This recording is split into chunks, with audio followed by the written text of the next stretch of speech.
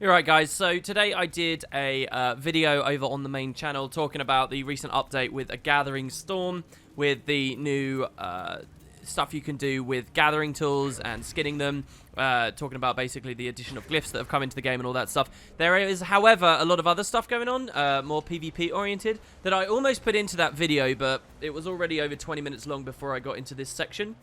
So I wanted to do this here. So I want to talk a little bit about some of the other things that have been going on, specifically developer quotes, and a little bit of news as well. So I have hardly played this season at all. I've been swapping from NA to EU so much, I keep redoing my placements. You notice I'm only on the Jasper chest here. I've barely touched Season 11, and it's not because I don't enjoy PvP right now. It's that I've spent most of my time actually casting PvP and setting up stuff in OBS and whatnot. Also, I am feeling pretty lost. I don't know what build I really want to play. I've enjoyed various ones. Right now, you can see I'm on like this really ridiculous Mirage Bursty Axe Condi build.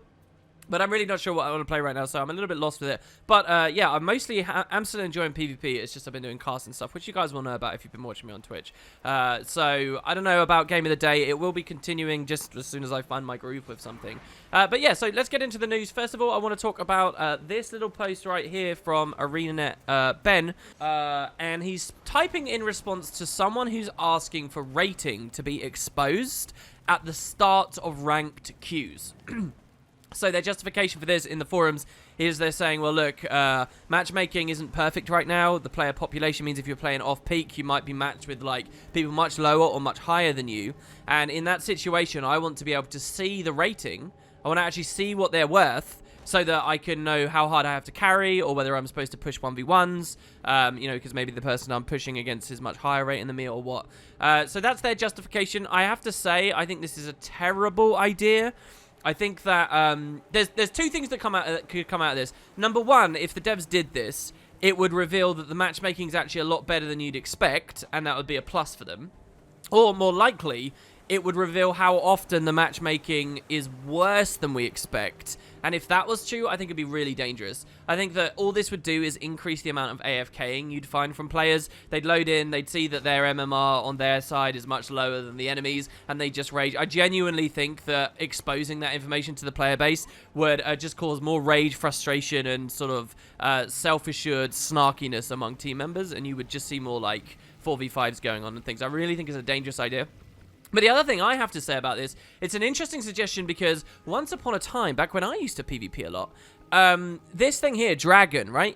The animal you were in PvP when everything started out was like much more of an important aspect of the game. Like it took a long time to get out of deer into wolf, and out of wolf into tiger, and out of tiger into Doliak, or whatever the order was. And it used to be that once a game was over, the devs did expose this, which was never really a marker of skill, but it was a marker of experience and time spent, because it was your glory, right? So you see how I'm rank 393? Everything's being readjusted now, though, so that everyone's, like, really, really high.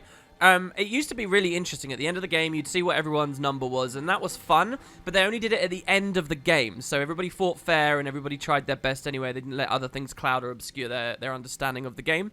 But the devs removed that. I always liked it at the end. I liked seeing this. It wasn't the same as skill, as I say, but it was nice. The devs actually removed that. I think it was completely unnecessary to remove, but they removed it because of toxicity, or their fear of what they perceived was causing toxicity, which was nonsense anyway. One of the worst changes that they did for PvP, in my opinion, hiding that. And now here we are in 2018, people are asking for it to return, and in a more gross state.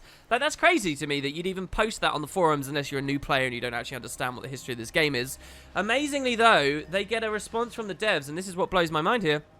Ben responds and says, it's something we may do eventually post-match.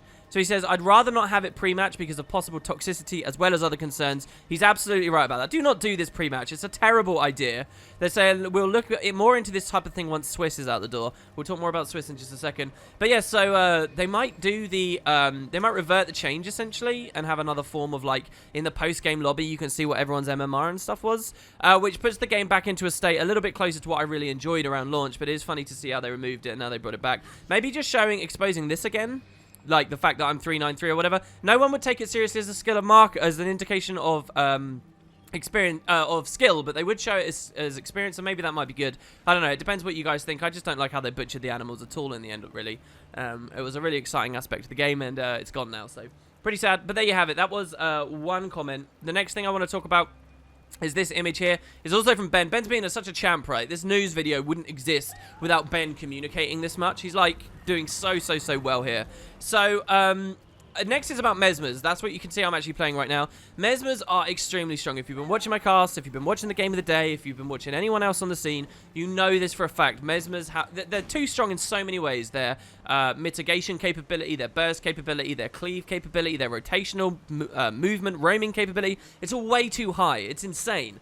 And really, it's all Mesmers are always overtuned, in my opinion, but especially since the big rework that changed the way that a lot of the phantasms and illusions and stuff work. So that's the story. It's been like this for about a month and a half now. When was the big Mesmer change? Maybe a little bit longer than that, actually.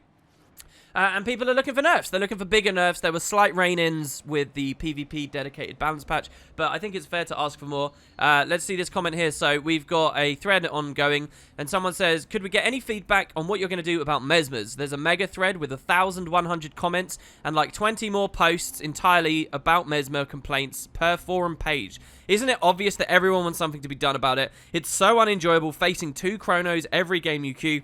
So yeah, could we please have a statement on what your plans are? Please, anything would be appreciated. Don't let us play this awful PvP season without knowing how long the Mesmer train is going to last. So, hyperbole, as always on the forums. This guy's talking nonsense. It's not an awful season whatsoever. Balance has been much worse in the past. But Mesmer is clearly overpowered. You don't have to go so balls deep to try and get a response, guys. Actually talk about the scene in realistic terms. It would be more healthy. Anyway, so Ben responds, and we don't get much, but we get something. He says, I can't say much now, except that the systems team, which are skills and balance and competitive, which, by the way, I didn't realize that they were labeled that. So the balance are actually called the systems team right now, though. Anyway, they are well aware that Mesmers are a huge concern for the community right now. We're looking at them and discussing various ideas for changes. So they're in the discussion stage, I guess. I would expect the next balance patch to refine things. I've said this 100 times already. I'll say it again. I think one of the main things that needs to happen is if you kill a phantasm before it finishes executing its attack, it should not become a clone. It should just get destroyed. If you do that, you can make a lot of denial plays based on other traits, like, for example, this one. No, sorry, not this one. Persistence of memory here. When a phantasm becomes a clone, it transfers its boon to you.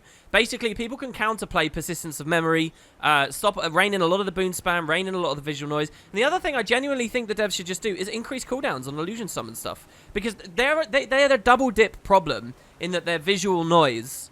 And they kind of really drag down Conquest in general because of the way that they function. So any illusion summoning skill, I think cooldown should just go up, and that's a way of nerfing the efficacy, but also preserving the strength of them for players who are careful with their cooldowns and not spammy, and it hits the visual noise. It improves it in that area as well. So that's such a strong way of balancing. They shouldn't be scared of messing with cooldowns across the board. Are generally too low at the moment in my game, in my opinion, at the moment. So, yeah, anyway, they are looking into Mesmers, and let's just take heart. Hopefully something will be coming soon. They're not completely blind to what we're saying, and that's what gives me some confidence there, so that bit of news.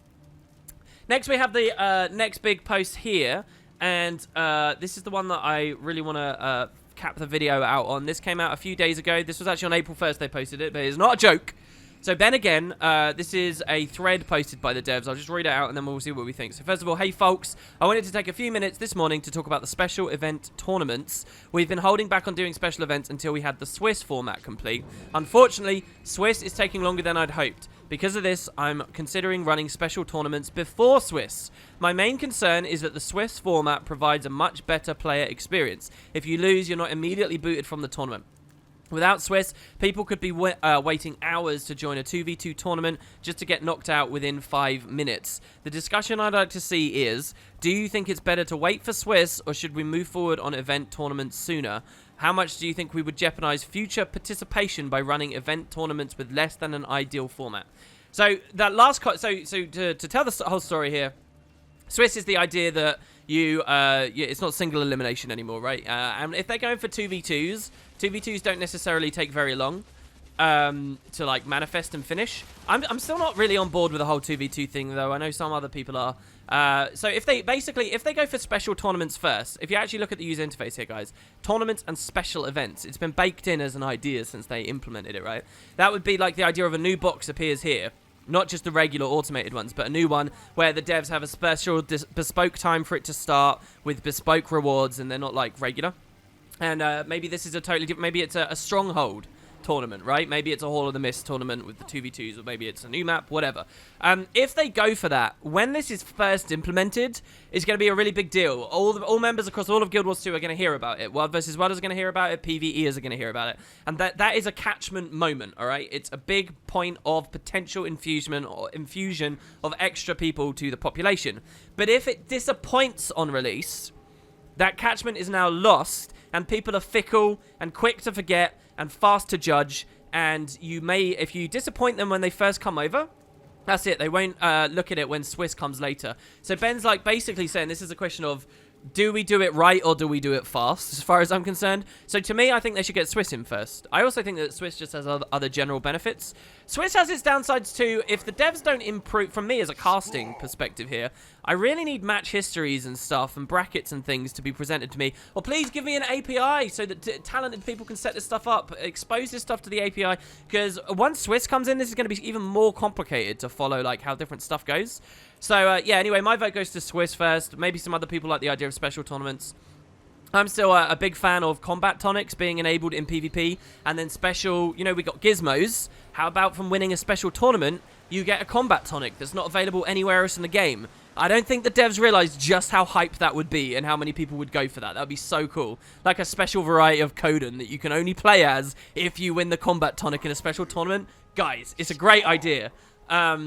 So yeah, special tournaments with special rewards and stuff are exciting, but I think Swiss should go in first. That's my thought, but there's a big thread over on the forums, and you guys can certainly contribute to that if you like. And yeah, that's most of the PvP stuff that's gone in. I don't think there's really too much else for me to say or to explain right now. Where are the trebs, by the way? I swear this area used to be bigger than I'm now. No, they're over here, aren't they?